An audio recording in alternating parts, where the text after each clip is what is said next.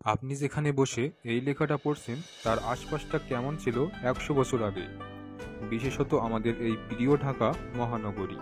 চারপাশটা কি এমন আকাশচুম্বী দালানকোঠা আর ধূলিমলিন বিষণ্ণ ডিজেলের গন্ধে ভরা ছিল? চোখ বন্ধ করে ঘুরে আসুন ১০০ থেকে ১৫০ বছর আগে। সুপ্রিয় দর্শক, ১০০ থেকে ১৫০ বছর আগে কেমন ছিল ঢাকার অবস্থা সে সম্পর্কে আদ্যোপান্ত জেনে নেব মায়াজাল বিশ্বের এই পর্বে।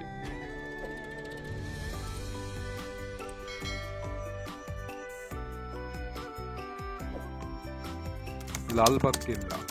লালবাগ কেল্লা মুঘল সাম্রাজ্যের অন্যতম নিদর্শন। এটা যতটা না সামরিক কাজে ব্যবহৃত হতো, তার চেয়ে বেশি ব্যবহৃত হতো মুঘল নবাবদের বাগানবাড়ি বা আকাশ যাপন কেন্দ্র হিসেবে।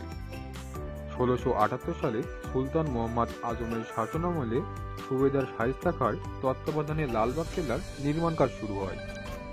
কথিত আছে যে ১৬৬৪ সালে সুবেদার শায়েস্তা খাঁর আদরের কন্যা ইরান দুকত এর মৃত্যুতে খাঁ প্রচণ্ড কষ্ট পান এবং অবিলম্বে এই দুর্গের নির্মাণ বন্ধ করে দেন এবং এর অভ্যন্তরে তিনি পরিবিবির কবর স্থাপন করেন, যা পরিবিবির মাজার নামে পরিচিত।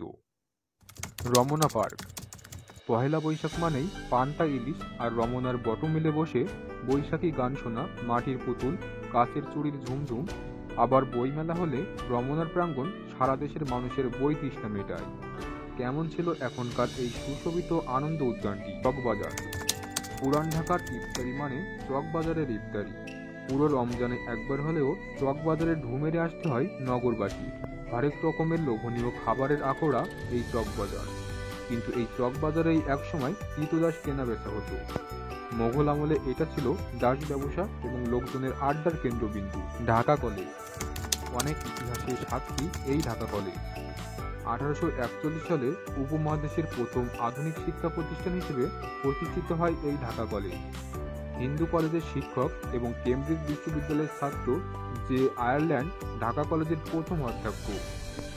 বর্তমানে ঢাকা কলেজে উচ্চ মাধ্যমিক পাঠ্যক্রমের সঙ্গে সঙ্গে স্নাতক ও স্নাতকোত্তর পর্যায়ে ১৯টি বিষয়ে শিক্ষাদান কার্যক্রম চালু রয়েছে। ছাত্রদের জন্য ঢাকা কলেজে ৭টি ছাত্রাবাস আছে। ঢাকেশ্বরী মন্দির। ঢাকেশ্বরী মন্দিরের নির্মাণশৈলী দেখে ধারণা করা হয় যে এটা পূর্বে একটি বৌদ্ধ মন্দির ছিল, পরবর্তীতে যা রূপান্তরিত হয় হিন্দু মন্দিরে। ১৯ শতকের শেষের দিকে মন্দিরটি সম্পূর্ণ জঙ্গলাকীর্ণ ছিল এবং রক্ষণাবেক্ষণ ও উপাসনার জন্য কোনো পুরোহিত ছিল না। Mitford hospital. ১৮২০ সালে Dhaka collector sir Robert Mitford বুড়িগঙ্গার তীরে এই হাসপাতালটি তৈরির উদ্যোগ নেন। ঢাকায় কলেরার ব্যাপক মহামারী দেখে তিনি অত্যন্ত ব্যথিত হন এবং এই মেডিকেলে কলেজ প্রতিষ্ঠা করেন। মূলত ১৯৬২ সালে এটি মেডিকেল কলেজের রূপ নেয় এবং ঢাকার নবাবদের দানশীলতার প্রতি সম্মান জানিয়ে পরবর্তীতে এর নাম হয় sir Salimullah medical college. Saint Thomas church. প্রায় ২০০ বছর আগের পুরনো এই চার্চ পুরান ঢাকার অন্যতম নিদর্শন। ১৮৬৩ সালে বিখ্যাত ঘড়ি নির্মাণকারী প্রতিষ্ঠান বিগ বেন এর একটি ঘড়ি এই চার্চের চূড়ায় স্থাপন করা হয়, যাতে পুরান ঢাকাবাসী এই ঘড়ি দেখতে পায়। এরকম ঘড়ি এই মুহূর্তে পৃথিবীতে মাত্র ২টি আছে, অপরটি লন্ডনের হাউস অব পার্লামেন্টের চূড়ায় অবস্থিত। নারিন্দা খ্রিস্টীয় কবরস্থান। সম্ভবত ১৭ শতকের প্রথম দিকে এই কবরস্থানটি গড়ে ওঠে। এর সবচেয়ে পুরাতন এপিটাফটি ১৭২৫ সালের, কারণ তখন থেকেই ঢাকায় পর্তুগিজদের আগমন ঘটেছিল।